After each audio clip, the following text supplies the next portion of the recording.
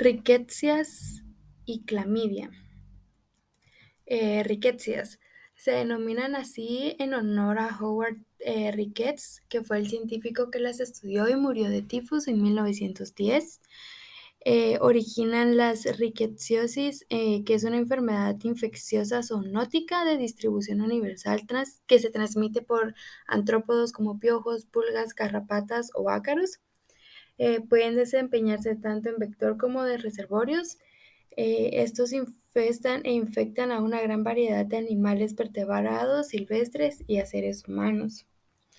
En características generales, se tratan de microorganismos procariotas que se comportan como parásitos intracelulares estrictos, pertenecen al dominio Bacteria del filum Proteobacteria, orden Rickettsiales.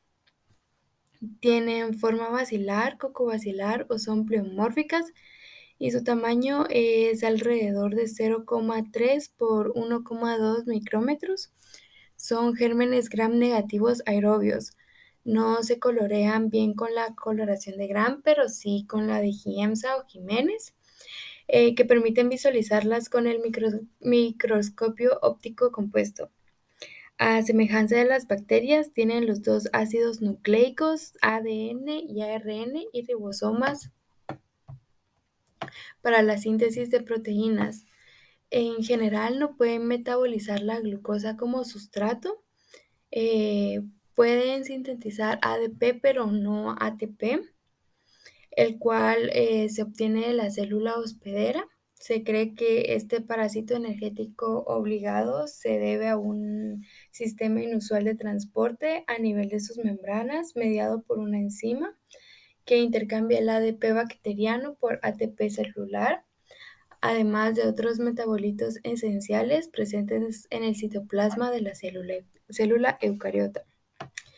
Su estructura posee dos envolturas, la membrana citoplasmática interna y la pared celular, que es más externa, en la que es posible identificar dos capas, una interior electrodensa de peptidoglucano, ácido murámico y ácido diaminopimélico, y otra más externa de lipopolisacáridos con débil actividad de endotoxinas.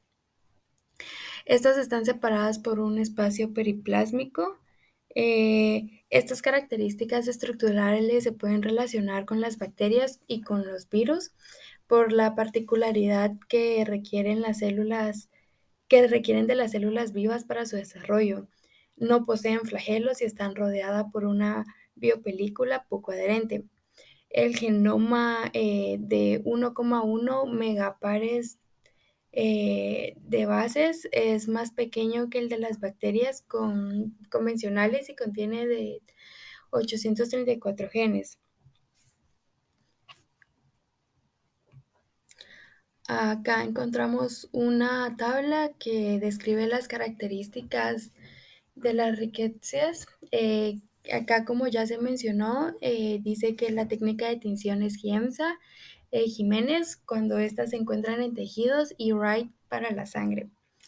La transmisión de la infección es por inoculación transdémica o mucosa de saliva o heces contaminadas, también inhalación de heces secas contaminadas en forma de polvo. Infectan las células de epitelios vasculares, de epitelios mucosos, granulocitos, monocitos, macrófagos, eritrocitos y plaquetas. Sensibilidad a los antibióticos de amplio espectro, tetraciclinas y cloranfenicol. El cultivo y reproducción. Debido a que se desarrollan en medios inertes, pueden cultivarse en huevos embrionados animales de experimentación o en cultivos de células de mamíferos o antrópodos a una temperatura de 33 a 35 grados Celsius, donde crecen con gran abundancia. Se reproducen por fisión binaria en el citoplasma de las células que infectan, principalmente en células endoteliales y linfoides circulantes. Su tiempo de generación es de 8 a 10 o 2 horas y pueden producir hasta 800 bacterias por célula. Son agentes patógenos de muy alto riesgo, por lo que se evita su manipulación para el cultivo. La dosis infecciosa mínima es de menos de 10 bacterias. Para el diagnóstico de estas infecciones se emplea la inmunofluorescencia directa, también la PCR y su clasificación. El estudio de las riquezas con las nuevas técnicas de análisis energético o PCR ha generado una reagrupación de orden riqueciales, dentro del cual se ubican dos familias que son la Rickettsiaceae y la Anaplasmataceae. La Rickettsiaceae comprende dos géneros, la Orientia, que es el agente del tifus de los matorrales y se transmite por ácaros, y la Rickettsia con el grupo tifus y el grupo de la fiebre monteada. La familia Anaplasmataceae comprende los géneros Anaplasma y Ehrlichia, que son transmitidas por garrapatas. La infección por riquecias es transmitida por picadura de ácaros o garrapatas y por las deyecciones contaminadas de piojos, pulgas y ratas. Bien, ahora hablaremos de las clamidias, que son bacterias muy semejantes a las riquecias, pero tienen un ciclo intracelular de reproducción más complejo. Comparten con ellas y con los virus las condiciones de ser parásitos intracelulares estrictos. Son formas cocoideas inmóviles con membrana citoplasmática y ribosomas. No poseen peptidoglucano en su pared gram negativa con aspecto de bicapas separadas por un espacio periplásmico. No poseen cápsulas ni flagelos, pero pueden tener una superficie o un grupo de proteínas en la membrana externa responsables de la gran variabilidad antigénica, del tropismo y la infectividad. Uno de estos péptidos es semejante a la miocina cardíaca e induce el miocarditis.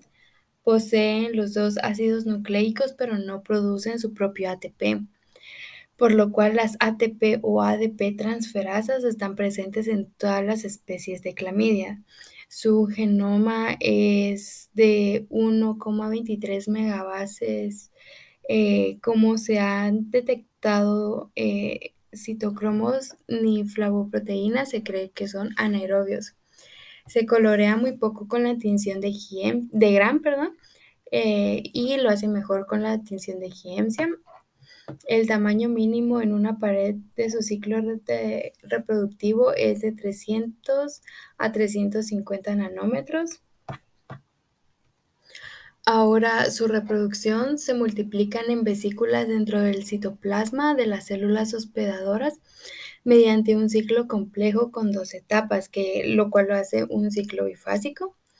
Después de adherirse al cuerpo elemental, a receptores específicos, penetra la célula hospedera por medio del proceso comparable de la fagocitosis. Estos cuerpos elementales que permanecen dentro del fagosoma e inhiben la fisión de los gránulos lisosomales aumentan de tamaño hasta llegar a los 800 o 1000 nanómetros y se tornan esféricos, más frágiles, menos densos y ricos en ARN. Esta etapa del ciclo no son infecciosas, pero sí metabólicamente activas y se denominan cuerpos reticulados. Dentro de las vesículas fagosómicas, estos cuerpos reticulados se multiplican por fisión binaria y producen microorganismos pleomórficos. En esta, pueden visualizarse inclusiones intraplasmáticas responsables del nombre. Una vez que se han multiplicado, los cuerpos reticulados se condensan y dan origen a los cuerpos que por autólisis celular quedan libres y con capacidad de infectar otras células. Las clamidias pertenecen al dominio Bacteria, el filum 16 Clamidia. Los estudios filogenéticos efectuados por PCR han generado una reclasificación del orden clamidiales. La familia Clamidiaceae comprende dos géneros, Chlamydophila o CP, con tres especies patógenas para el hombre, CP citasi, CP pneumoniae y CP abortus. El género Chlamydia con el patógeno humano Chlamydia trachomatis.